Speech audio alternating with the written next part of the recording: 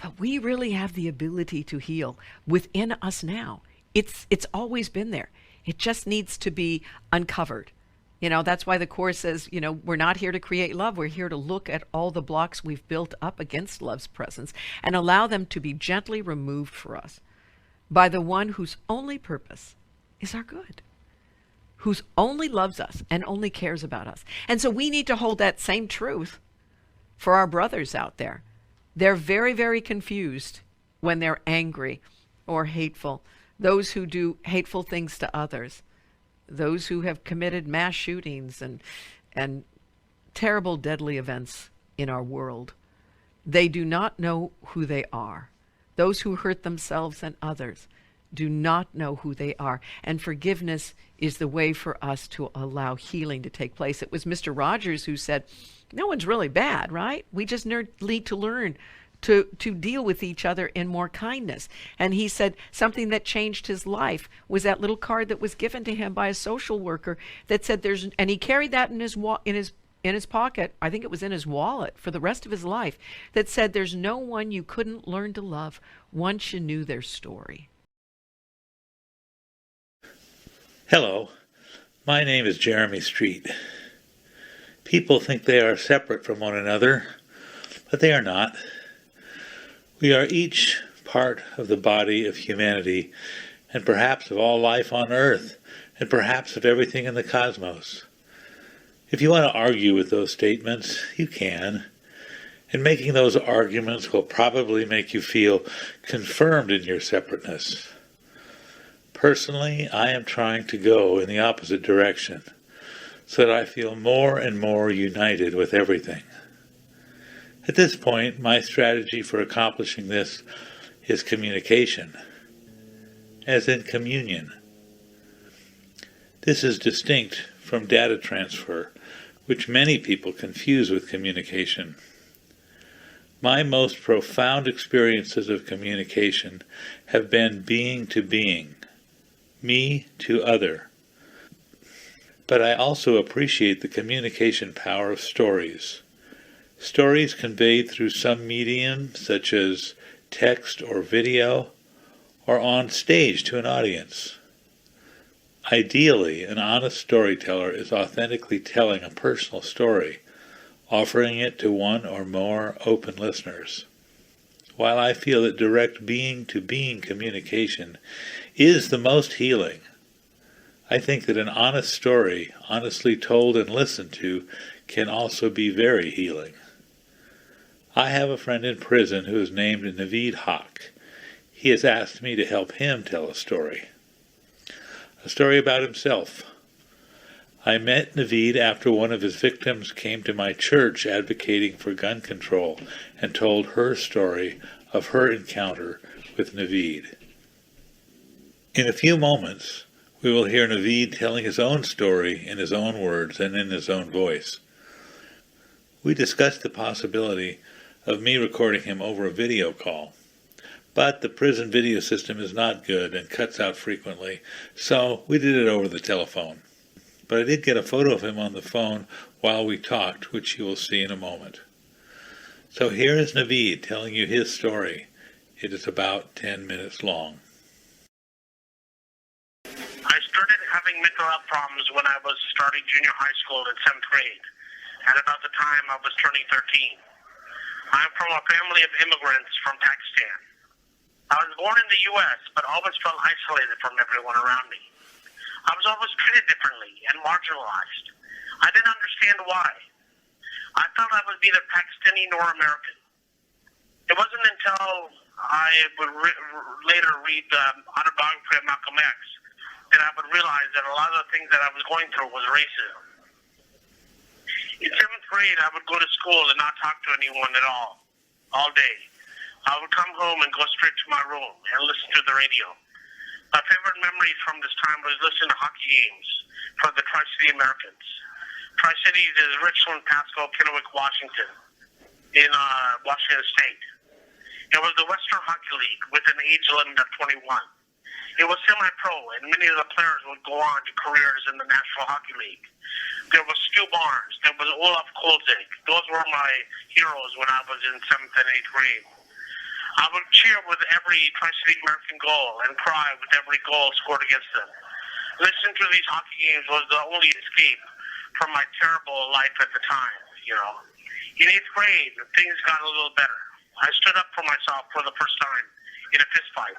It was the first time that I showed a spine. And the fist fight was a draw against a bully. But I got the confidence to try out for football in 9th grade in high school. I would go to the gym and become an avid weightlifter.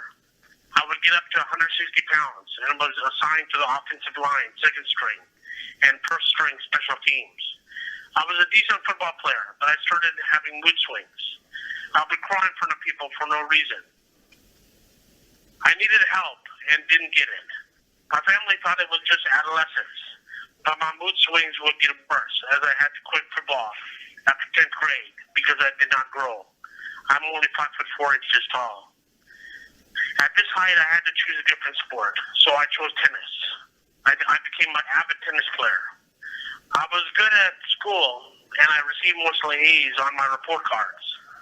Every day in high school, I would wake up in the morning and wonder, what mood am I going to be in that day? Some days I would be so happy. Some days I would be in the doldrums. I didn't understand. I could never be level. I would always wonder, what mood would I be in that day? I would continue to cry in front of people for no reason, and my social skills were extremely poor. I was very isolated in high school as well, and spent most of my time alone working out in the gym. I thought that because I was stronger than most kids, I was better. I did not work on my communication skills or my social skills. I became a very religious Muslim to deal with my situation and mental health problems. One teacher suggested I needed counseling. He was my English honors teacher. I had a meeting with the guidance counselor, and I asked him if I could get into therapy. This was in 1994, and the guidance counselor said, the school does not provide therapy. I was crestfallen. I did not follow it up. I began to go back to my Pakistani culture, my roots. And in Pakistani culture, the men bottle up their emotions. So that's what I did.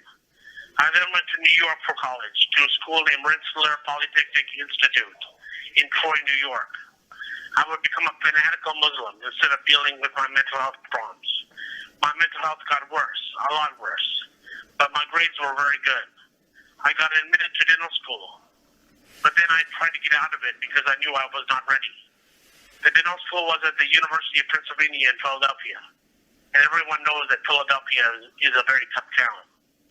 I told my parents that I did not want to go to dental school, but my dad took me to Pakistan to try and make me feel better.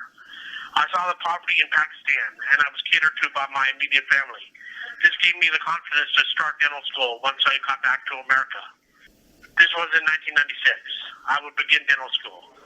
But my mental health got a lot worse. I would cry in front of the dental school class for no reason. I finally sought help from a psychiatrist, and I was diagnosed with bipolar disorder and put on lithium. I immediately felt more calm, but my brain was in a fog.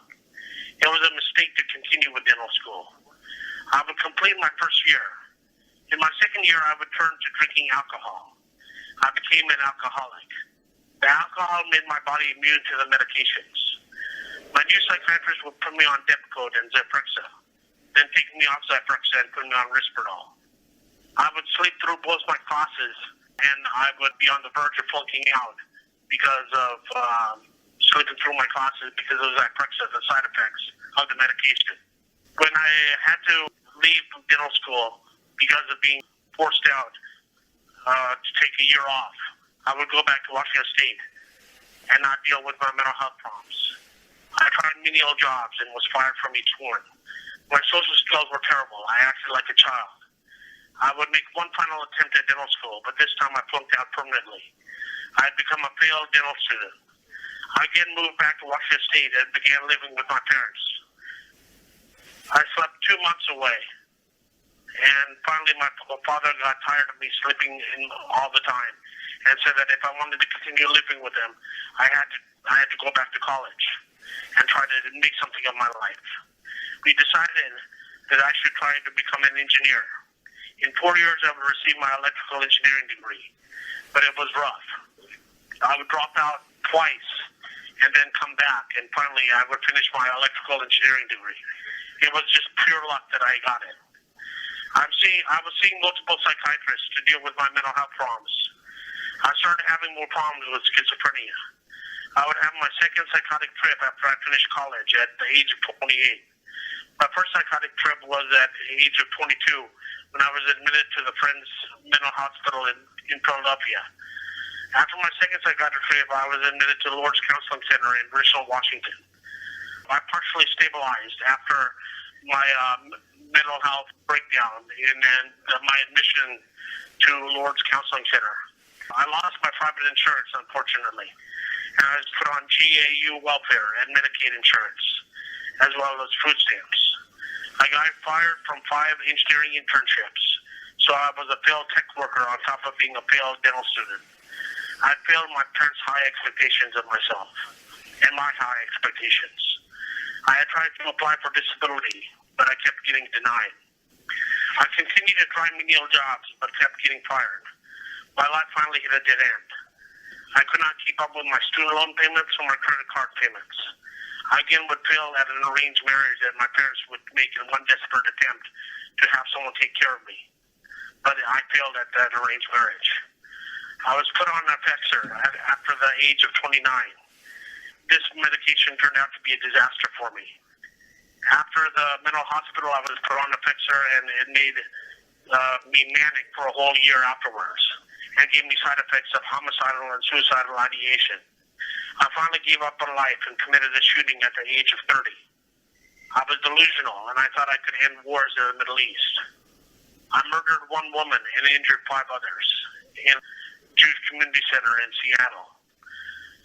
I underwent a depression because of the crime that would not lift for 6 years afterwards. I felt no happiness because of the crime. I would sleep 15 to 18 hours a day. I felt severe remorse for the crime. I would cry constantly. I felt so bad that I had injured and hurt these people and murdered one person. I was then housed in King County Jail at the time. I would finally get good mental health care. I was put on a good cocktail of medication and became a model inmate. In 2006, I had my first trial, and I almost won. I had pled insanity and was trying to go to the mental hospital. The judge declared a mistrial after a hung jury. In 2009, I had my second trial. This time, I was convicted and sentenced to life without the possibility of parole, plus 120 years. In prison, I was finally in a controlled environment. I was sober and put on good medications. I finally got the help I needed in prison, but depression would follow me. I have served 16 years now, and I'm beginning to feel better. I know it is a long shot for me to get out of prison, but I will apply for clemency in 4 years. Now I'm starting to have more trouble with schizophrenia, and I have 3 disabilities. I have schizophrenia, I have hard of hearing, and I have visual impairment. If I get out, I will go on disability, get mental health housing, and try to maintain a part-time job. I'm reading many books now, reading many Muslim books. I'm practicing Muslim, and I feel peace from my religion, and it gives me strength in these troubled times, and these troubled times that I have in jail and prison. Thank you very much.